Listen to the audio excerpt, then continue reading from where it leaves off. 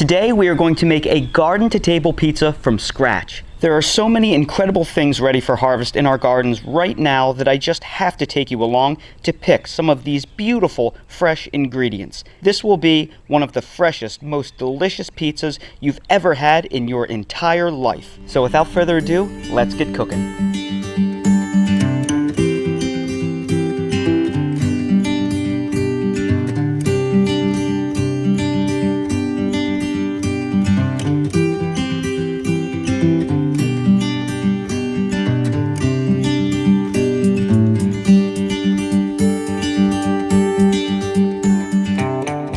If you're new to the channel, please consider subscribing and hitting the bell to receive new video notifications, and check out our Amazon storefront and spread shop in the video description for a list of the gardening products I use and awesome custom designed apparel and other gear. Your support is greatly appreciated. The first step of any good pizza is to prepare the sauce ahead of time so the flavors can marinate overnight in the fridge. Normally, we'd use tomatoes out of a can, but we have beautiful fresh tomatoes from our garden. To make the fresh sauce, we're going to remove the tomato cores, quarter them, throw them in a blender, and puree. Cherry tomatoes can go in whole. Once pureed, we are going to pass them through a food mill. Food mills remove the seeds and the skins. The fineness of the holes on the milling disc determines how much skin and seeds pass through. I'm using the finest disc to remove as much seeds and skins as possible.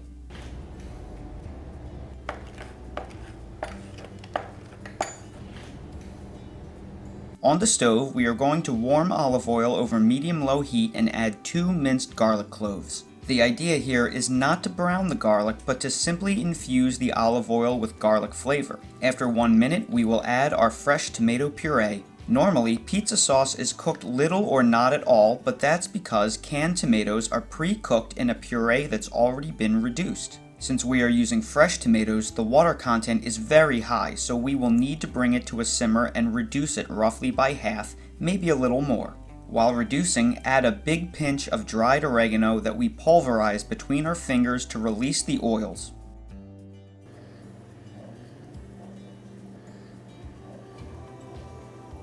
Once the tomato sauce is reduced, add salt to taste. Once your salt has been adjusted, we will throw in a big sprig of basil into the warm sauce, cover, and leave it in the fridge overnight or for several hours to marinate. Now, let's make our dough.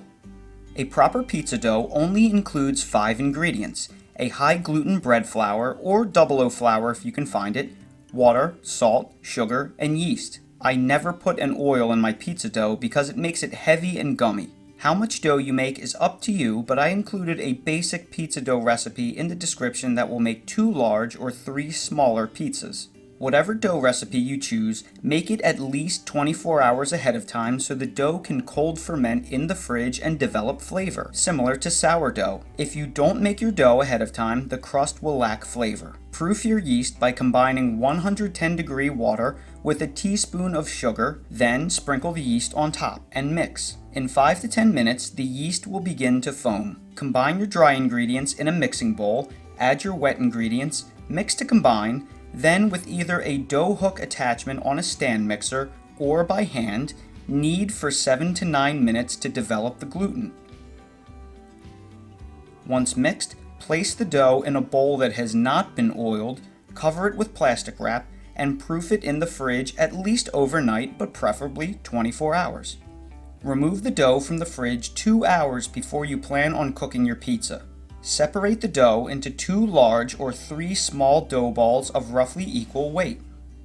Knead the dough until they form tight balls.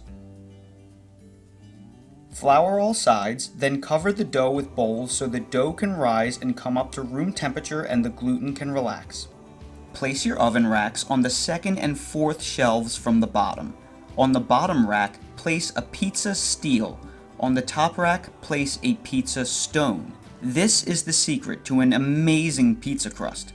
Traditional Neapolitan pizza is cooked at 900 degrees on stones, which transfers heat rapidly to your pie, leading to an incredibly crisp but light and airy crust. While these temperatures are impossible to achieve in a residential oven, we can mimic the process by baking the pie on a pizza steel. Steel has incredibly high conductivity, so it will transfer heat rapidly to your pizza crust. Pizza steels transfer heat better than pizza stones, so steels are superior for making pizza in a residential oven. We are placing a stone a few inches above the steel because this will mimic a brick oven. While stone transfers heat poorly, it retains heat well, so having a piping hot stone right above your pizza will create a much better rise than hot air itself, because solids are denser than gases, and that hot stone will radiate far more heat onto your pizza. Just trust me on this one. Preheat your oven to the highest setting it will go, usually 500 to 550 degrees.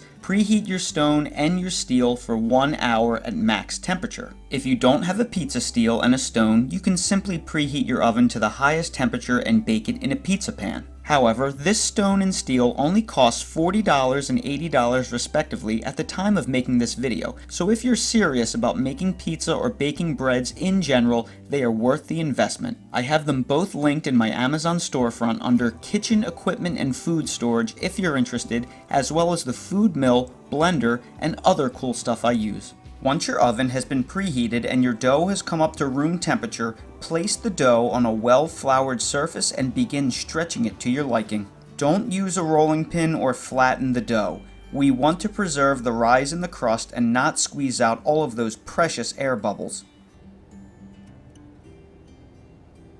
Once shaped, pull the dough onto a pizza peel dusted with flour, semolina, or cornmeal. Spread a thin layer of extra virgin olive oil over the top of the pizza dough.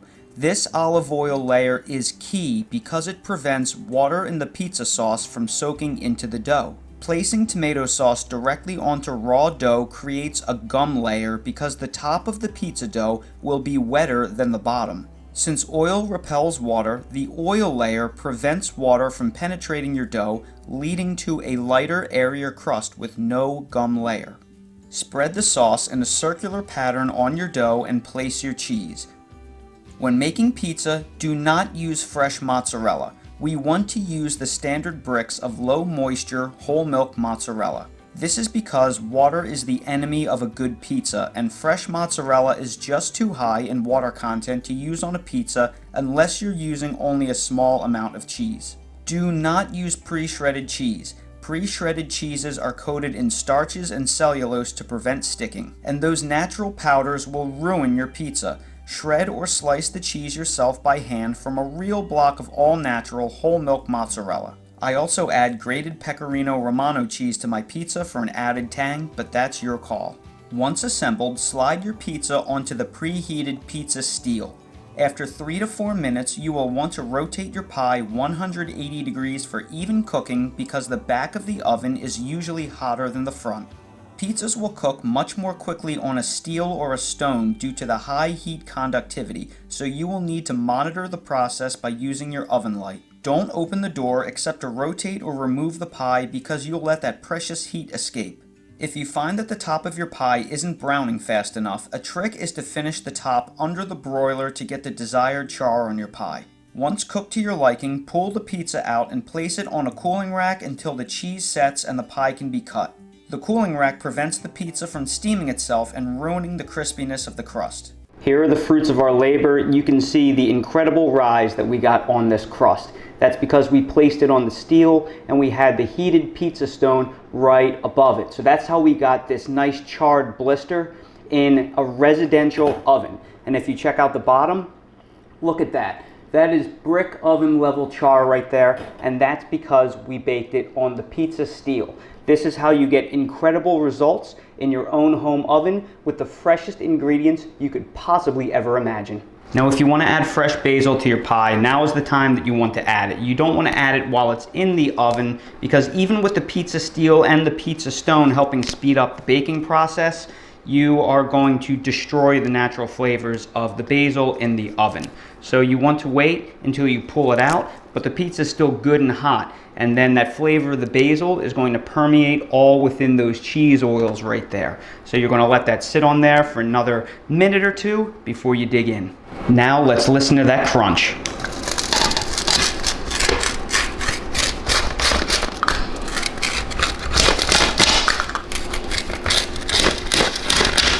Now, I've watched enough one-bite pizza reviews in my day to try and channel my inner Dave Portnoy and really try to give this a good, solid, unbiased review. And if you pick this up, first thing that you'll notice is the zero flop. You'll notice the undercarriage to die for. It's a little greasy. I may have put a little bit too much cheese on it, so maybe I'd get docked for that, but let's give it a taste.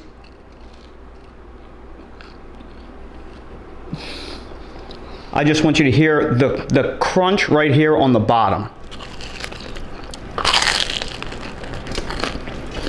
This is not just one of the best pizzas that I've ever made. This is one of the best pizzas I've ever had. And it's because, simply put, it's the freshness of the ingredients. You can't get this anywhere else but growing it yourself in your garden. Now, what they say is true. Even bad pizza is still pretty good, but there's a reason why there's only a handful of really, truly fantastic pizza places out there, and that's because of the amount of attention to detail it takes to get the best pizza possible. It just takes a little bit of extra effort. So some of the tips and tricks that I showed you along the way in this video will help you produce some of the best pizza you've ever had. If you live in a place like the Northeast that has great pizza, this pizza is going to rival almost anything you've had. If you live in a place like where I live now, where there isn't a whole lot of good pizza, this is just going to blow your mind. So I can't stress enough, give this a shot. If you have your own garden, make this happen right now because it is absolutely fantastic. So everybody, I sure hope you found this video helpful. If you did, please make sure to hit that like button, subscribe to the channel, and ring that notification bell so you're notified when I make more videos like these.